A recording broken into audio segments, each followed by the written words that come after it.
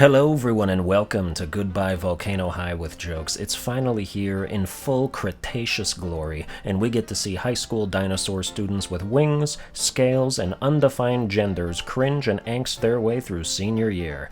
After a main menu and intro had me checking my sound settings to find out they just didn't bother to put any music or ambience here, we are taken to a beach setting where a multitude of hormonal and hormonally treated teenagers are gathered around a campfire, taking a vote on whether to burn their high school yearbook. The choice is left up to us when one of the girls asks us, Fang, what we think. In this scenario, I choose to hold on because I assume there's some memories in there, even though this is a flash-forward thing and the rest of the game is about to be the context. We get a black screen that says 8 months earlier, as the contents of our room are sliding past the camera, including our guitar, amp, and a guitar case with a sticker that says they, them, in case you were still confused about what kind of game this is. Standing there in the center, Fang is coming up with lyrics to a new song, and none of the choices are particularly inspiring, so I cobbled together some BS about, ooh, it all started at the finish line, because that's deep if you're a 17-year-old pterodactyl.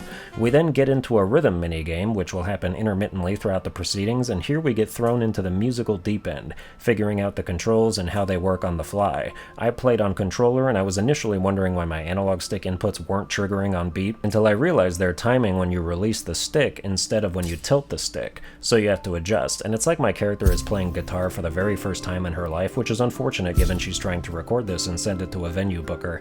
But even though I'm going to spend a lot of time making fun of this game, as a musician, I have to admit I like these sessions, although I don't always feel like I can trust it to accurately receive my inputs.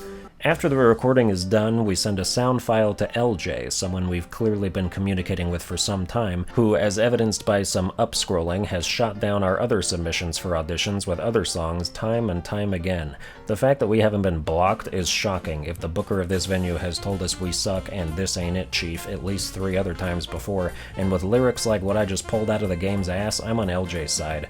Another pterodactyl sticks his nose into our bedroom and asks if we were just playing guitar, calling us Sib, as in sibling instead of sis, because we have a sticker on our guitar case, remember?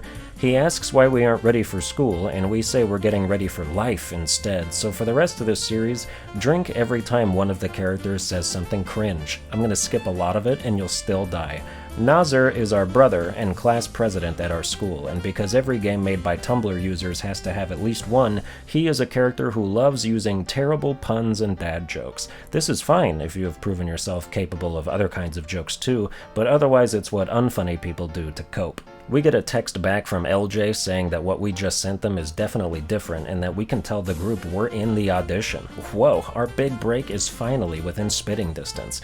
It's still just an audition, but Fang is excited and can't wait to share the big news with her bandmates at the first day of school.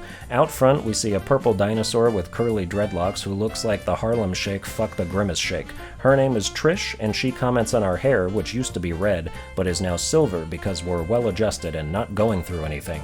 We talk about how we spent our summer vacations, with Fang saying she just hung around and worked on music, while Trish went away to bug camp to avoid Dick. She shows us a picture of a bug she calls Mango, and explains that it's a velvet worm that spits up slime every time it eats, and she gives us half a Wikipedia page while we pretend to be interested. Suddenly the bell rings, but something sounds off. It sounds like a school bell having sex with dial-up internet, and it keeps buzzing at more frequent intervals. We didn't really get the chance to tell Trish our big band news, which she's a part of, but we go inside the school anyway. In our class, we meet Reed, our other band member, and Fang tries to tell him the big news too, but class quickly interrupts them and the teacher tells us to all find our seats. While the teacher drones on attempting to educate students who have no interest in preparing for success, Fang works out a band logo for our band, Worm Drama, and despite that being an awful name, the provided options for the logo allow me to come up with one that I'm mildly happy with. We try to send it as a group text to our band members, but the messages fail to send and the teacher catches us. We give her the phone and remark that it isn't working, with several other students telling on themselves by concurring that theirs don't work either. It's strange. This girl Naomi says that her mother's transistor radio was picking up a lot of interference this morning too, but nobody is making a big deal of it yet. The topic of what we're going to do after graduation comes up, with the teacher trying to give practical advice. Naomi says she wants to be a physician, and the teacher is happy with that response. Then Naomi asks us, and Fang says she's going to go on tour with her band, with the teacher predictably being like, "Oh god, not another dreamer, I've never heard you play, but you probably suck ass." Naomi seems into it though, and she's actually giving us a lot of what feels like random undue attention, since she's a preppy sort of nerd who will probably succeed at her goals, and we're a starry-eyed band geek clawing at stardust. As far as interpersonal relationships or the overall narrative go though, I'm not going to spoil anything past where we currently are in the video at any given time, and I'm not playing ahead, so I don't know how things turn out either, so don't spoil anything for me too. After class, Naomi comes to talk to us again and apologizes for putting us on the spot about graduation plans, and it's just more attention that seems weird to be getting since Fang acts like we don't really know this girl that well, but we invite her to come see a show of ours and walk off. In the music room, we finally catch our bandmates Trish and Reed alone so we can tell them the huge news, although they seem preoccupied with their own shit, and even when we finally tell them the news, they don't seem as excited as Fang wants them to be. They ask which song LJ finally liked, and Fang says that she sent them a new one of her own that she hasn't shown the band yet. It's a little weird that it technically means she got an audition instead of the band getting one, but they asked to hear the song, so we perform the entire thing for them again. There have been 2 rhythm sections so far in the game, and they have both been the same song. Neat. We play it with no mishaps all the way through until I miss the very last chord because it's 3 notes and they all have to be hit at the same time, and it wasn't like that the first time, so Fang is like, shit, well, I'm messing it up, but like, you get it, right? The other band members are hesitant because it doesn't sound like any of the stuff they worked on together, but they eventually acquiesce a little and ask when the audition is, to which Fang replies it's next weekend. The band flips out, with Trish saying she hasn't played her guitar all summer and has so many school projects and babysitting and stuff to work on, while Reed is less busy but still has his real job to account for.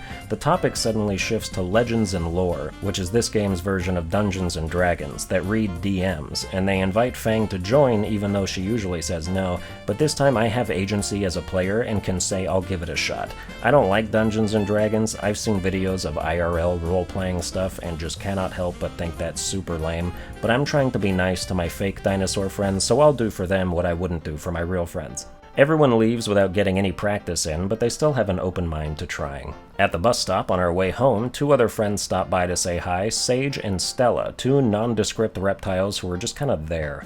Like, we're obviously friends with them, but they don't feel important, so I'm just gonna go over the tarot reading that happens because Stella's into mystical, ritualistic stuff like horoscopes and Pride Month. She tells us to focus on a question in our minds, and I choose, what'll happen with the band? Then we pick a card, and I choose the left one, revealing the Judgment card. We are told that a major choice is coming up, which I would hope is the case in a choice-driven game, because so far I haven't noticed any, but it's still early. But yeah, typical, loosely defined nonsense for the recipient to interpret in whatever way forces the practice to hold undeserved meaning, and thus the continuation of the scam is perpetuated by the victim's psychological need for it not to be a scam, like a more dishonest placebo effect. At home, we see a sticky note left by our parents that says they've gone away somewhere while telling their children to be good and whatnot. They refer to Fang as Fatima, which must be her real name, and honestly I get why you'd want to change it if you were a girl in high school whose name sounded like Fat Man. This makes these dinosaurs Arabic by birth, and we'll have plenty of jokes about that later. We finish reading the note, and Fang's like, "My name is Fang, Mom," as if she would ever accept that in 100 years. I previously thought Fang was a contextually okay name, since it's the land before time out here, but every other T-Rex and raptor is named like Naomi and Rosa. If you said hi to an Arab girl named Fatima in your school IRL and she was all of a sudden like, "Actually, call me Fang from now on," you would laugh right out of your juggernaut suit.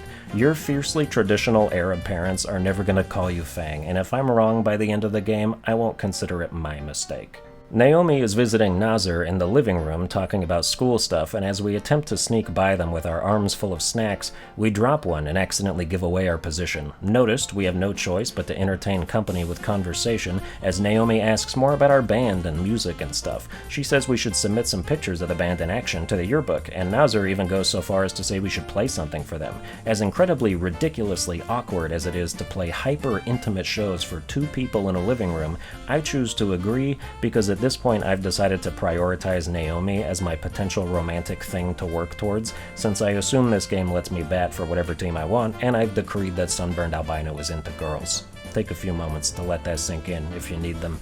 We play our piano song for the mini crowd, and at least we don't have to look at them during it because we're facing the other way. It's a somber ballad in a minor key that sounds like something a Disney princess would sing while cutting herself.